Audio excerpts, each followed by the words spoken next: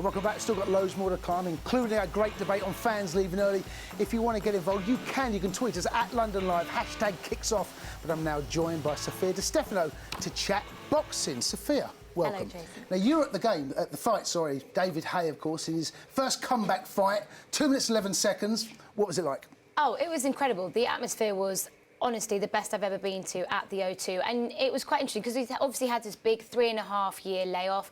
Everyone wasn't quite sure of the reception he was going to get, but was confident that he would get through it quite convincingly. I kind of predicted it would be over within 3 to 5 rounds, maybe.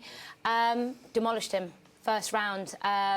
It was an emphatic way to announce your comeback, for sure. Mark Demori, I mean, you need an easy fight to get yourself back into it. Listen, have we learnt anything about David Haye? Jason, you can only fight who's in front of you.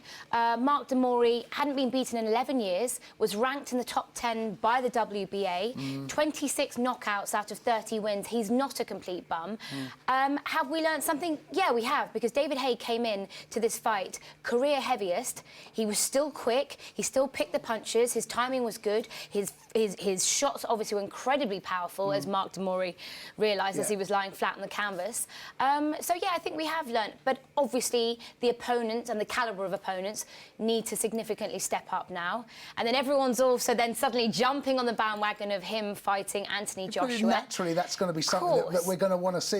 Is it a natural progression for the pair of them at some stage to meet? Definitely at some stage. I don't think now either of them are ready right now, but 100% possibly the summer, possibly sort of end of the year, it will be an unbelievable all-British showdown. I think probably a title needs to be on the line for one of them. I would say David needs to have another fight under his belt, and possibly, obviously, Anthony Joshua a few more.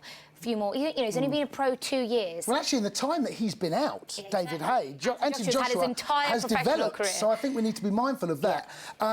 Power, speed was still there. We saw all of that. Can he go on and be heavyweight champion of the world again? I definitely think so. Yeah, 100%. It's just which route he goes down. You know, there are so many belts up in the air. British boxing is thriving, especially in the heavyweight division at the moment. OK, Deontay Wilder, of course, defended his WBC title against Artur Szpilka.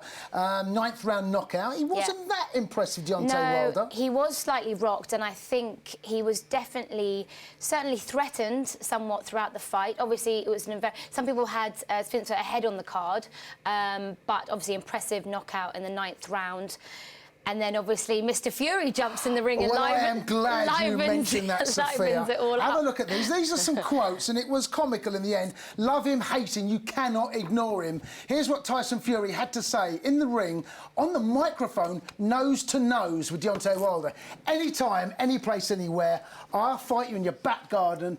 Like Klitschko, I'll beat you, you bum. You're a bum. He said it with a little bit more aggression than I did there, but he is box office. Yeah, oh, listen, he's a very, very entertaining fighter. He obviously has got his rematch first with Klitschko, which is why, and I think unfairly, in my opinion, his IBF title got stripped, which is why American Charles Martin then fought for that title. He won.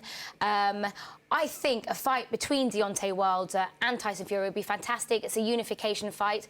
I think probably Deontay Wilder is managed by Al Heyman, and so is Charles Martin. So I imagine he would like to get those two together.